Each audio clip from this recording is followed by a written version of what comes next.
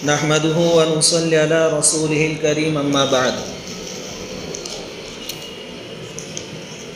عن أبي أمامة رضي الله تعالى عنه عن النبي صلى الله عليه وسلم قال: إن أغبط أولياء عندي لمؤمن خفيف الحاد ذو حظ من الصلاة أحسن عبادة ربه وأطاعه في السر وكان غامدا في الناس لا يشار إليه بالأصابع وكان رزقه كفافا فصبر على ذلك ثم نقر بإصبعيه فقال: عجلت منيته قلت بواكيه قلت تراثه او كما قال علیہ الصلوۃ والسلام. بزرگوں اور پیارے بھائیوں، میں نے آپ کے سامنے ایک روایت، ایک حدیث بیان کی ہے. اس حدیث کو نقل کیا ہے امام ترمذی رحمۃ اللہ علیہ نے. ابن ماجہ شریف میں بھی یہ روایت موجود ہے. جہاں تک سند کی بات ہے، سند کے اعتبار سے روایت ضعیف ہے، لیکن چونکہ اس سے کوئی حکم ثابت نہیں کرنا ہے، یہ فضائل کی لائن کی حدیث ہے، اس لیے ضعیف روایت کو بیان کر سکتے ہیں. اس روایت کے راوی ہیں حضرت ابو امامہ رضی اللہ تعالیٰ عنہ. وہ فرماتے ہیں کہ نبی کریم صلی اللہ علیہ وسلم نے فرمایا: ان اغبط اولیائی عندی، میرے دوستوں میں بہت زیادہ قابل رشک وہ آدمی ہے جو ہلکا پھلکا ہو. قابل رشک یعنی لوگ اس کو دیکھ کر رشک کریں. اور حضور کہتے ہیں کہ میرے نزدیک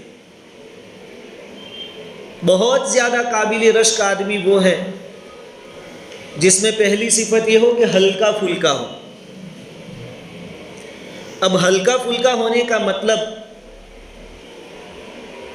مشکات شریف کی جو شرح ہے مرقات، اس میں ملا علی قاری رحمۃ اللہ علیہ نے یہ بیان فرمایا ہے کہ ہلکا پھلکا ہونے کا مطلب یہ ہے کہ زیادہ مال و دولت بھی نہ ہو اور اولاد اور بیوی بچوں کی زیادہ ذمہ داریاں بھی نہ ہو. مال و دولت کم ہو اور اولاد کم ہو ایسا نہیں، اولاد چاہے زیادہ ہو لیکن ان کی ذمہ داریوں کا بوجھ کم ہو. تو یہ پہلی صفت کہ جس کے پاس مال و دولت کم ہو، دنیا کے اسباب کم ہو، ساز و سامان کم ہو، وہ بہت زیادہ قابل رشک آدمی ہے. اور ظاہر سی بات ہے کہ جتنا کم ہوگا اتنا آخرت میں حساب دہی کم ہوگی، ذمہ داری کم ہوگی. دنیا میں جتنا مال و دولت زیادہ ہوگا اتنے زیادہ اس آدمی کے دشمن بھی ہوں گے، تقاضے لے کر آنے والے بھی ہوں گے، پھر چوروں کا بھی خطرہ، ڈاکوں اور لوٹروں کا بھی خطرہ، حکومت کی طرف سے بھی طرح طرح کے ٹیکس، بہت ساری جھنجھٹیں اور پریشانیاں ایسے آدمی کے ساتھ لگی رہتی. اور یہ آدمی پھر ان چیزوں میں ایسا الجھ جاتا ہے کہ آخرت کی تیاری کرنے کا اس کو موقع نہیں ملتا، زیادہ ہو تو. اس کے مقابلے میں اگر کوئی آدمی ایسا ہے کہ اس کو دنیا اور دنیا کی چیزوں سے بے رغبتی ہے، زیادہ دھیان نہیں دیتا، دنیاوی چیزیں جمع کرنے کی زیادہ فکر نہیں کرتا بلکہ آخرت کی فکر میں رہتا ہے،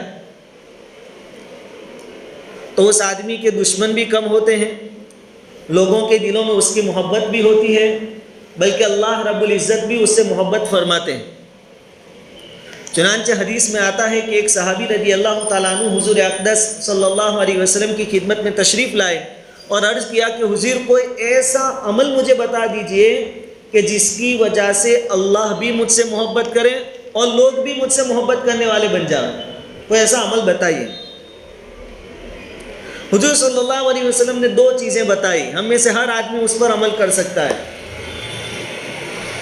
حضور صلی اللہ علیہ وسلم نے فرمایا کہ دنیا سے بے رغبتی اختیار کرو، دنیا کی چیزوں میں زیادہ رغبت مت پیدا کرو، دنیاوی چیزوں کے پیچھے الجھو مت، اس کو زیادہ جمع کرنے کی کوشش مت کرو، بلکہ آخرت پر تمہارا دھیان ہو، آخرت پر تمہاری نظر. اگر تم دنیا سے اور دنیا کی چیزوں سے بے رغبتی اختیار کرو گے، پیٹھ پھیرو گے، تو اللہ رب العزت تم سے محبت کرے گا، کیونکہ جو آدمی دنیاوی فکروں سے خالی ہوگا پھر اس کے دل میں اللہ کی محبت آئے گی، آخرت کی محبت آئے گی، تو پھر اللہ بھی اس کے ساتھ محبت کریں گے۔ اور دوسری چیز، اگر تم چاہتے ہو کہ لوگ تم سے محبت کریں تو حضور نے فرمایا کہ لوگوں کے پاس جو ہے، اللہ نے جو کچھ لوگوں کو دیا ہے اس سے بے نیاز ہو جاؤ، ادھر بھی دھیان مت دو، وہ ان کو اللہ نے دیا ہے، وہ جانے ان کا معاملہ جانے، میں جانوں میرا معاملہ جانے، مجھے جتنا اللہ نے دیا ہے اس سے میں خوش۔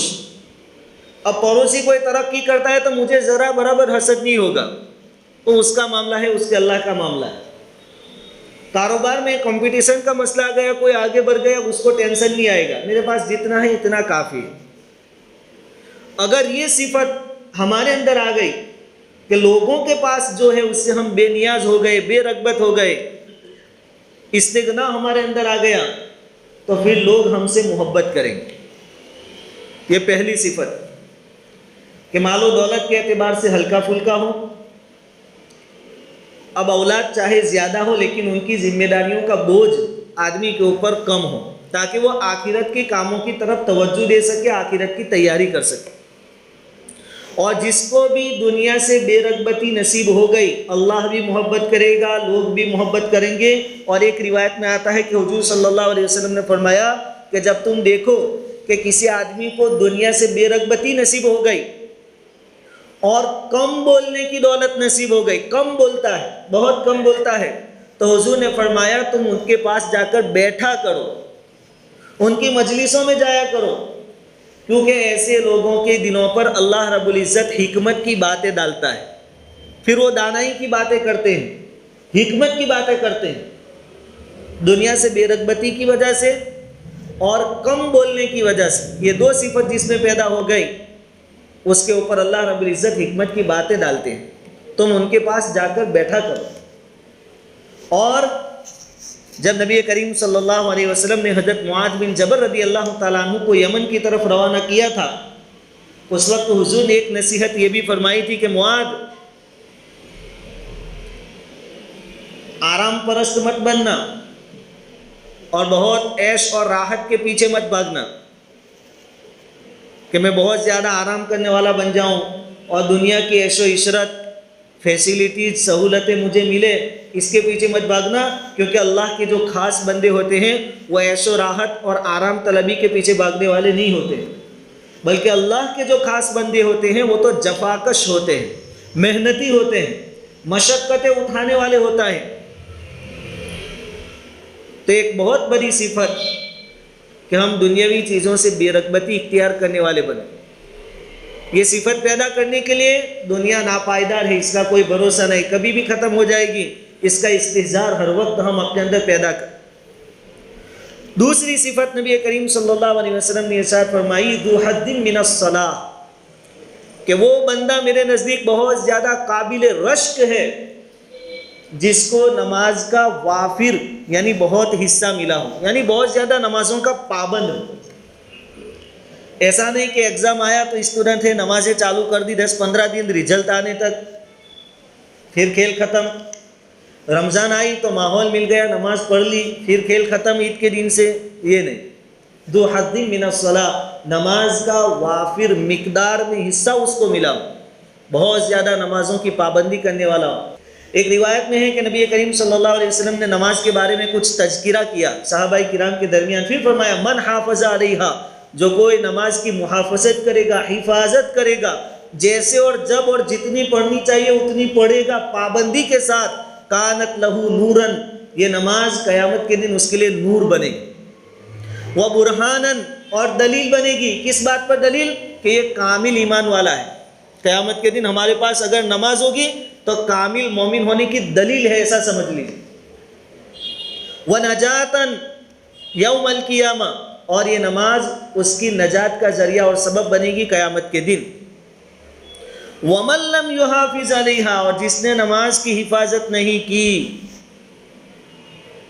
لَمْ تَكُن لَّهُ نور، اس کے لیے کوئی نور نہیں ہوگا، ولا برہان، کوئی برہان، کوئی دلیل اس کے پاس نہیں ہوگی کامل مومن ہونے کی، ولا نجات، اور نجات کا کوئی ذریعہ اور سبب اس کے پاس نہیں ہو. فکان آگے بڑی خطرناک چیز حضور نے ارشاد فرمایا آگے وہ ہوگا کس کے ساتھ؟ مع قارون، قارون کے ساتھ، و فرعون کے ساتھ، و حامان کے ساتھ، و ابی ابن خلف، یعنی سب سے بڑے بڑے جو بدمعاش تھے ان کے ساتھ اس کو اٹھایا جائے گا. اگر نماز نہیں پڑھتا ہے تو، نماز کی حفاظت نہیں کرتا ہے تو. دن میں 2-3 پڑھ لیے کافی نہیں ہے، 5 تو ہمارے اوپر فرض ہے، کمپلسری. لمبی راتیں ہیں، تہجد پڑھ سکتے ہو تہجد پڑھے، اشراق، اوابین، چاشت، ان نمازوں کی پابندی کریں. بڑا حصہ نماز میں سے ملے. یہ آدمی بہت قابل رشک ہے، حضور نے فرمایا. اب کچھ بیماریاں ایسی ہیں جو تھوڑے وقت کے لیے ہوتی ہے. بخار آیا، 2-3 دن کا مسئلہ ہے. اب آدمی بخار میں 2-3 دن کی دوائی لاتا ہے، بلکہ بہت سی مرتبہ ایسا ہوتا ہے کہ 3 دن کی دوائی ڈاکٹر نے دی ہو، 2 دن میں اچھا ہو جاتا ہے، تو تیسرے دن کی دوائی نہیں لیتا ہے کیونکہ بیماری ختم ہو گئی. اور کچھ بیماریاں ایسی ہوتی ہیں جو لمبے زمانے تک چلتی ہے. پھر ڈاکٹر صاحب کہتے ہیں کہ 3 مہینے کا کورس کرنا پڑے گا، 6 مہینے کا کرنا پڑے گا، کیونکہ یہ جو بیماری ہے اس کے جراثیم لمبے زمانے تک آپ کے جسم میں رہیں گے، باڈی میں رہیں گے. تو آدمی پھر خوشی خوشی وہ کورس بھی کرتا ہے. وہی سسٹم ہمارے جسم میں ہے کہ برائیوں کے جراثیم ہم جب تک زندہ ہیں ہمارے اندر رہیں گے. شیطان جراثیم چھوڑتا ہے برائیوں کے، نفس چھوڑتا ہے. اب جب یہ جراثیم رہیں گے مرتے دم تک تو نماز کی دوائی بھی ہمیں مرتے دم تک کھانی پڑے گی. یہ 2-3 دن کا کام نہیں. جتنی لمبی بیماری اتنی لمبی دوائی. یہ نفس اور شیطان مرتے دم تک ساتھ میں رہیں گے تو مرتے دم تک نماز کا سہارا ہمیں چاہیے، نماز کا بوسٹر ڈوز ہمیں چاہیے. 1-2 نماز پڑھ لی دن میں یہ کافی نہیں. اب مرتے دم تک اتنے لمبے زمانے تک نماز پڑھنے کا شوق کیسے پیدا ہو؟ تو ہم سوچیں کہ نمازوں پر ہمیں کیا ملے گا. ایک روایت میں نبی کریم صلی اللہ علیہ وسلم نے فرمایا کہ جو آدمی 40 دن تک نماز کی ایسی پابندی کرے کہ جماعت کے ساتھ نماز پڑھے، تکبیر اولیٰ کے ساتھ نماز پڑھے، اس کو 2 دستاویز ملیں گے، 2 طرح کے دستاویز.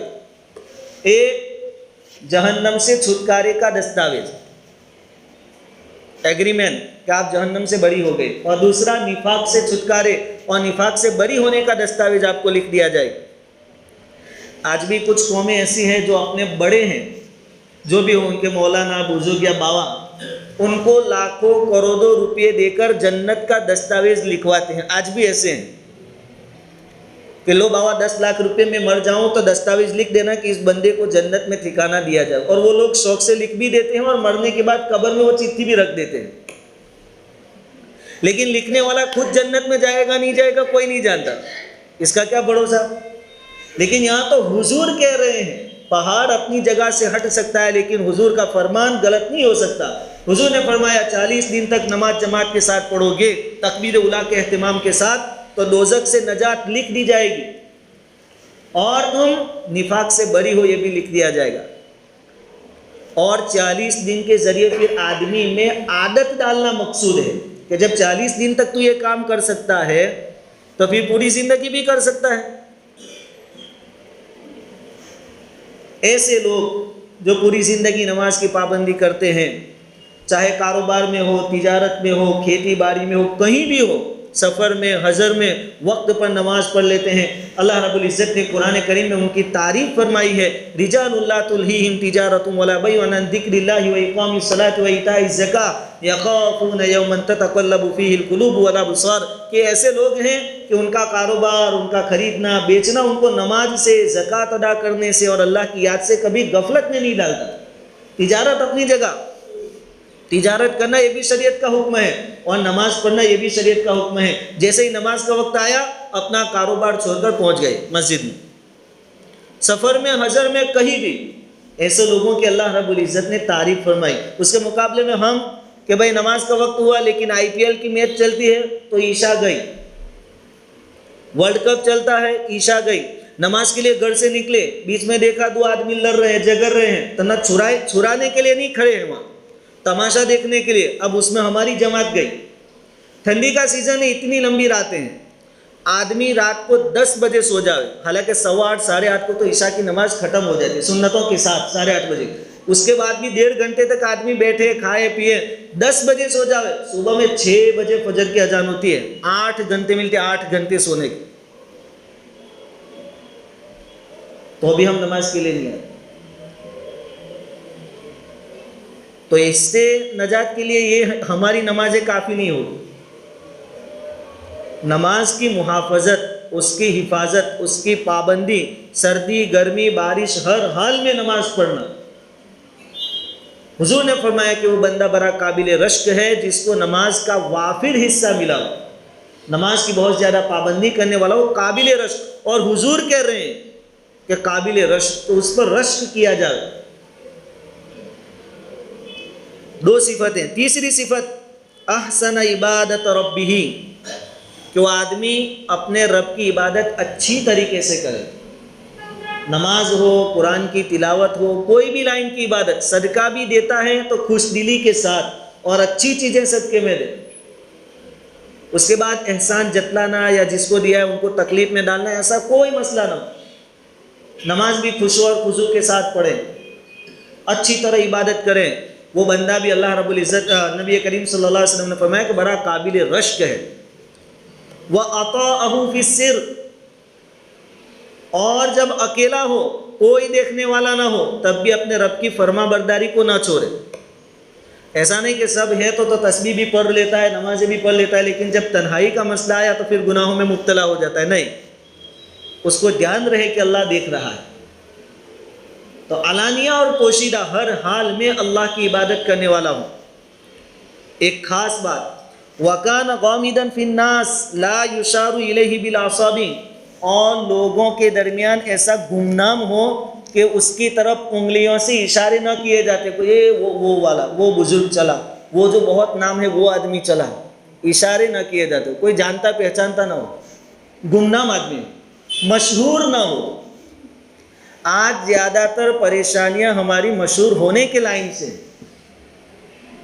اب سوشل میڈیا پر دیکھیں، اپنی جان کو خطرے میں ڈال کر ایسی ویڈیو اپلوڈ کرتے ہیں نوجوان، کوئی ٹرین پہ چڑھتا ہے، کوئی جھاڑ پہ چڑھتا ہے، کوئی کہاں چڑھتا ہے، پھر اپنی جان گنوا دیتے ہیں، کوئی ٹرین کے آگے ویڈیو بناتے بناتے مر گیا، ایسے کہیں۔ مشہور ہونا ہے، مشہور ہونا کوئی اچھی بات نہیں، جان کا بھی خطرہ ہے، اور شریعت بھی اس چیز کو پسند نہیں کرتی، بلکہ شریعت تو کہتی کہ ایسے رہیں کہ زیادہ لوگ اس کو جانتے بھی نہ ہو، لوگ اس کی طرف اشارے نہیں کرتے، یہ فلاں بڑے آدمی کا لڑکا، یہ فلاں نیتا کا لڑکا، کوئی اس کی طرف اشارے بھی نہ کرتا۔ مشہور ہونے کے لیے کیا نہیں کیا جائے؟ مسجدوں میں ویڈیو کر رہے ہیں، کیوں؟ مشہور ہونے کے لیے، تو مشہور ہونا اچھی بات نہیں۔ حضور نے فرمایا کہ اس کو زیادہ لوگ جانتے بھی نہ ہو۔ آگے، وَكَانَ رِزْقُهُ كَفَافًا فَصَبَرَ عَلَى ذَلِكَ، اور اس کو روزی بھی بقدر ضرورت ملی ہو کہ خود کا اور خود کے گھر والوں کا گزر اوقات ہو سکے، کھا پی سکے، فَصَبَرَ عَلَى ذَلِكَ، اور اتنی تھوڑی روزی پر وہ خود صبر بھی کرے، قناعت کرنے والا ہو کہ جو مل گیا اس پر راضی، وہ بندہ بڑا قابل رشک۔ حضور نے تو خود دعا فرمائی ہے کہ اللہ محمد کی اولاد کو بقدر کفایت روزی عطا فرما، یعنی ضرورت جتنی روزی عطا فرما، اس سے زیادہ ہو ہی نہیں کہ پھر دوسرے مسئلے کھڑے ہوں کہ میراث کے لیے پھر وارث لوگ ہمارے مرنے کا انتظار کریں، یا پھر پراپرٹی کے مسئلے کھڑے ہوں، کوئی مسئلہ نہیں، بس کھا پی سکے، زندگی آرام سے گزار سکے، بقدر کفایت جتنی اللہ دے اس میں راضی۔ اور ایک روایت میں آتا ہے کہ جو بندہ اللہ نے جتنی روزی دی ہے اس پر راضی ہو جائے گا تو اس کے جتنے عمل ہوں گے اس پر اللہ راضی ہو جائے گا۔ یہ تھوڑی روزی پر راضی ہو گیا، اللہ اس کی تھوڑی نیکیوں پر راضی ہو جائے گا۔ بس اللہ نے ہمیں جو دیا، ہم جتنی محنت کر سکتے تھے کر لی، اللہ نے جو دیا اس میں ہم خوش، بقدر کفایت روزی ملی، اور اس سے اس کی بہت ضرورت ہے آج کے دور میں۔ آج ضرورتیں نہیں، اپنے شوق پورا کرنے کے لیے ہماری قوم سود کے چکر میں پھنسی ہے۔ ایسی بھی اسکیمیں ہیں کہ 10-10 12-12 عورتوں کا گروپ ملے اور ان کو ہی ملتا ہے سود پہ پیسہ، مردوں کو نہیں دیا جاتا، اور یہ اسکیم ہمارے یہاں بھی ہے۔ اور یہ سب چکر ضرورتیں پوری کرنے کے لیے نہیں ہے، اللہ ہر ایک کو اتنا دیتا ہے کہ 2 وقت کھا سکے، شوق پورے کرنے کے یہ چکر ہے۔ شادی تو بس 2-3 لاکھ کی ہونی ہی چاہیے، مشہور ہونا ہے. اب نہیں ہے تو کسی کے پاس سے زکوٰۃ کی رقم لاؤ ہیلے حوالے کر کے، یا پھر لون لے کر آؤ، یا کچھ بیچ دو، لیکن شادی دھام تم سے ہونی چاہیے، ہمارا نام ہونا چاہیے. اللہ تعالیٰ نے جتنا دیا ہے اس میں خوش رہیں. ضرورتیں پورا کرنے کے لیے قرض لے سکتے ہیں، سودی قرض نہیں، لون تو کبھی نہیں لے سکتے، لیکن شوق پورا کرنے کے لیے قرض لینا یہ جائز نہیں، اس میں بہت ضرورت ہے احتیاط. اور ایک بہت بار حضور صلی اللہ علیہ وسلم نے یہ سب صفتیں بیان فرمائی، اور پھر حضور نے چٹکی لی، اور پھر کیا فرمایا؟ فقال اجلت منیتہ، کہ ایسے آدمی کی موت بھی جلدی آ گئی. قلت بواکی، اور وہ تو چونکہ گمنام آدمی تھا، مشہور نہیں تھا، تو اس کے پیچھے رونے والے بھی کم تھے. اور قلت تراثہ، اور اس نے میراث میں مال بھی کم چھوڑا کہ اس کے جانے کے بعد اولاد میں بھی زیادہ لڑائی جھگڑے پراپرٹی کے نہ ہو. ایسا آدمی سب سے زیادہ قابل رشک ہے، اس کے جیسا بننے کی ہمیں کوشش کرنی چاہیے. دنیا سے بے رغبتی ہو، نماز بہت زیادہ پڑھنے والا ہو، زیادہ مشہور ہونے کی کوشش نہ کریں. اللہ رب العزت نے جتنا دیا ہے اس پر قناعت کر کے اپنی زندگی گزارنے والا ہو، لوگوں میں زیادہ مشہور نہ ہو، اس کے پیچھے رونے والے بھی کم ہوں، اور میراث میں بھی کم مال چھوڑ کے گیا ہو. ایسے لوگوں کے بارے میں نبی کریم صلی اللہ علیہ وسلم نے فرمایا کہ یہ بندہ سب سے زیادہ قابل رشک ہے. اللہ رب العزت ہمیں بھی ان کہی سنی باتوں پر کہنے سننے سے زیادہ عمل کی توفیق عطا فرمائے.